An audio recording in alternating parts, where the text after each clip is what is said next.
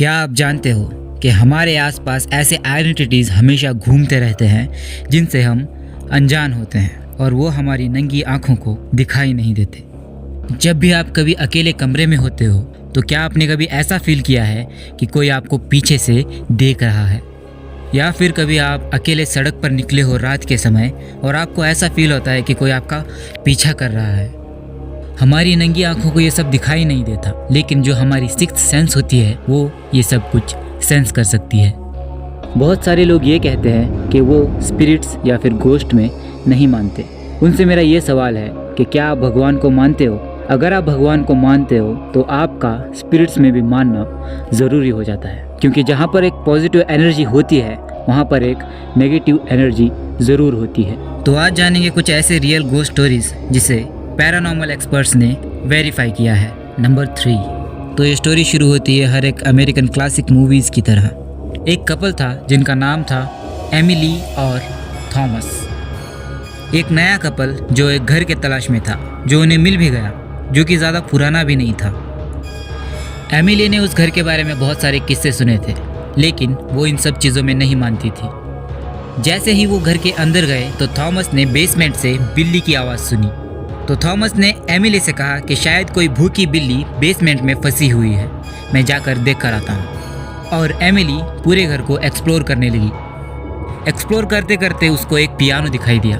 Emily music की शौकीन थी, इसीलिए वो पियानो के पास जाकर बैठ गई। जैसे ही उसने पियानो बजाना शुरू किया, उसको ऐसा फील हुआ कि उसके पैरों को कोई छू रहा है। उसने सोचा कि शायद बेसमेंट वाली बिल्ली ऊपर आ चुकी होगी, लेकिन थोड़ी ही देर बाद उसे फिर से वैसी ही फीलिंग आई जैसे उसके पैरों को कोई छू रहा है। तो उसने पियानो के नीचे झुककर देखा कि नीचे क्या है, लेकिन वहाँ कुछ भी नहीं था।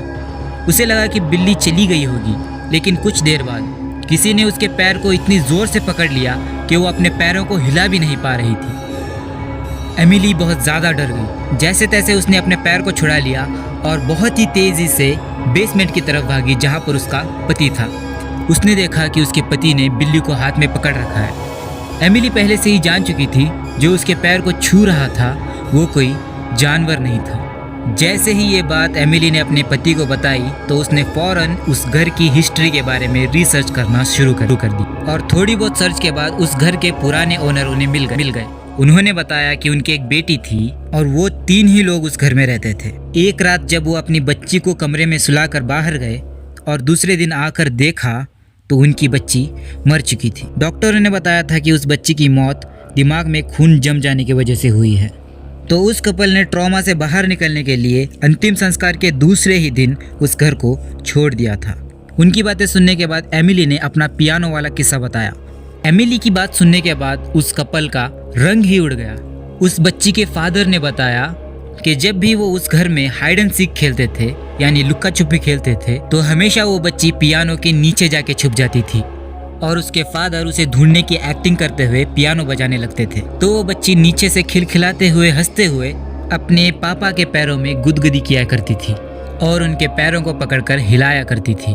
थॉमस और एमिली को जैसे ही ये बात पता चली तो उन्होंने फौरन घर खाली कर दिया। पैरानॉर्मल एक्सपर्ट ने इस किस्से को नाम दिया है द लिटिल हैंड्स। नंबर 2। आपने हॉन्टेड घर, हवेली या फिर जंगल के बारे में तो बहुत सुना होगा, मगर क्या आपने कभी हॉन्टेड एम्बुलेंस के बारे में सुना है? ज़ेर्बो नाम के एक रेडिट यूज़र ने अपने साथ हुआ एक किस्सा शेयर किया है। ज़ेर्बो और उनके पार्टनर नाइट ड्यूटी कर रहे थे एम्बुलेंस में एक रूरल कम्युनिटी के लिए। रात के 3 बज रहे थे और गांव के एरिया में आपको पता ही है कि रात के समय बिल्कुल अंधेरा होता है और बहुत ही ज़्यादा सन्नाटा था। ज़ेर्बो ड्राइवर सीट पे बैठा था और उनका पार्टनर पैसेंजर सीट पे बैठा था। धीरे धीरे ज़ेर्बो की आंखें बंद होने लगी और वो सो गया। कुछ देर बाद उसे बड़बड़ाने की आवाज़ आने लगी। उसने अपनी पार्टनर मैरी को देखा और बोला, मैरी चुप हो जाओ, मैं सोने की कोशिश कर रहा हूँ। कुछ देर बाद उसे एक आदमी की आवाज़ आने लगी। उसकी जो पार्टनर थी वो फीमेल थी, तो ये मेल की आवाज़ कहाँ से आ रही है? उसने उस आवाज़ पर ध्यान नहीं दिया और फिर से सोने लगा। लेकिन कुछ देर बाद ज़ोर से आवाज़ आई जैसे कोई घबरा के पुकार रहा हो, और वो आवाज़ थी, ओ माय गॉड, क्या मैं मर गया हूँ? और ज़ोर से सांस लेने की आवाज़ आने लगी जैसे कोई घबरा गया हो।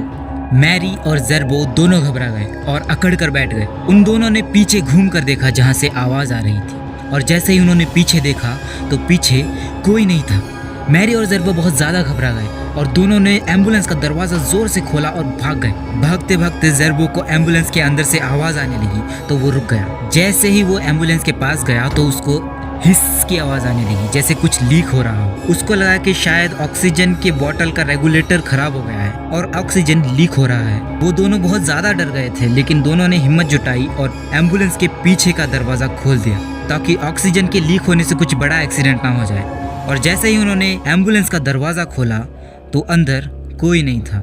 ज़र्बो ने अंदर जाकर ऑक्सीजन बोतल और रेगुलेटर चेक किया तो वहाँ पर कुछ भी खराबी नहीं थी। बस इस इंसिडेंट के बाद उन दोनों ने ही जॉब छोड़ दी। पैरानॉर्मल एक्सपर्ट्स ने इस किस्से को नाम दिया है द फैंटम पेशेंट।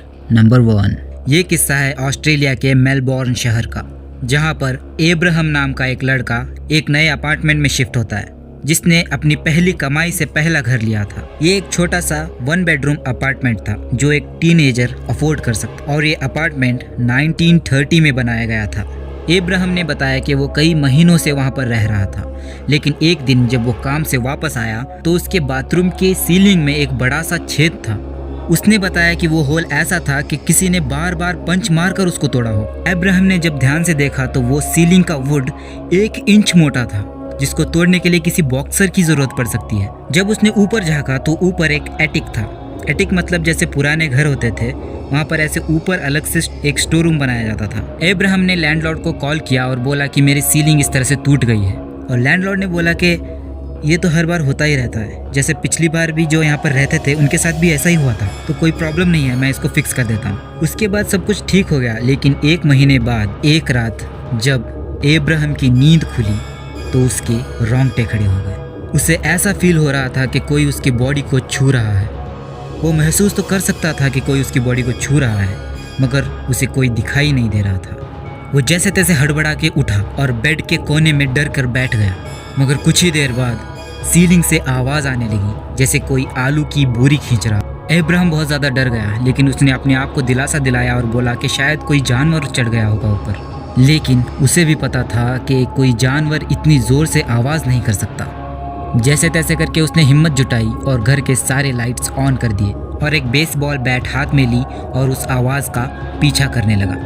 वो आवाज़ बाथरूम तक जाकर रुक गई। जैसे ही उसने बाथरूम का दरवाज़ा खोला और ऊपर देखा तो सीलिंग में फिर से होल हो गया था। धीरे धीरे घसीटने की आवाज़ बंद हो गई और खुसफुसाने की आवाज़ आने लगी, और वो आवाज़ बच्चों की हंसने की थी। जैसे ही अब्राहम ने ध्यान से सुना तो उसको सुनाई दिया, वो कह रहे थे, अब तुम्हारी बारी है। अब्राहम बहुत ज़्यादा डर गया, लेकिन सुबह के 4 बजे थे, उसको समझ नहीं आ रहा था कि कहाँ जाए। तो उसने टीवी लगाई और अपने आप को डिस्ट्रैक्ट करने के लिए टीवी देखते हुए बैठ गया। लेकिन थोड़ी ही देर बाद उसका जो कुत्ता था वो ज़ोर से भौंकने लगा और घर का फ्यूज़ उड़ गया। अब्राहम बहुत ज़्यादा डर गया और उसने अपनी कार की चाबी ली और ज़ोर से कार की तरफ दौड़ा और जाकर अपने आप को कार में लॉक कर लिया। वो सुबह होने का वेट करता रहा कार में बैठकर। जैसे ही कुछ लोग अपने पेट्स को लेकर घुमाने के लिए बाहर आने लगे तो उसने समय देखा 5 बज चुके थे। अब्राहम ने हिम्मत जुटाकर घर के अंदर जाना चाहा। जैसे ही वो अंदर जाके अपने पेट को ढूंढने लगा तो उसका पेट अपने केज में नहीं था, और थोड़ा बहुत इधर उधर देखने के बाद वो बाथरूम में गया। वहाँ पर उसका कुत्ता कमोड में गर्दन तक डूबा हुआ था। अब्राहम ने अपने कुत्ते को लिया और सब कुछ छोड़कर वहाँ से भाग गया। अब्राहम ने जब थोड़ी जांच पड़ताल की तो उसे पता चला कि वहाँ पर एक रशियन आदमी रहता था जो अपने बच्चों को बहुत ज़्यादा टॉर्चर किया करता था, और एक दिन उन दोनों बच्चों की मौत हो गई और वो रशियन को जेल हो गई। पैरानॉर्मल एक्सपर्ट्स ने इस किस्से को नाम दिया है दी एरिया एटिक। क्या आपके साथ भी कभी ऐसा कोई किस्सा हुआ है? अगर हुआ है तो कमेंट बॉक्स में अपना किस्सा ज़रूर शेयर करें। देखते हैं किसकी कहानी ज़्यादा हॉरिबल है। और जब भी कभी आप अकेले हो तो याद रखना, कोई आपको देख रहा है। तो आज की वीडियो में बस इतना ही। हम मिलते हैं आपको अगली वीडियो में, तब तक के लिए बाय।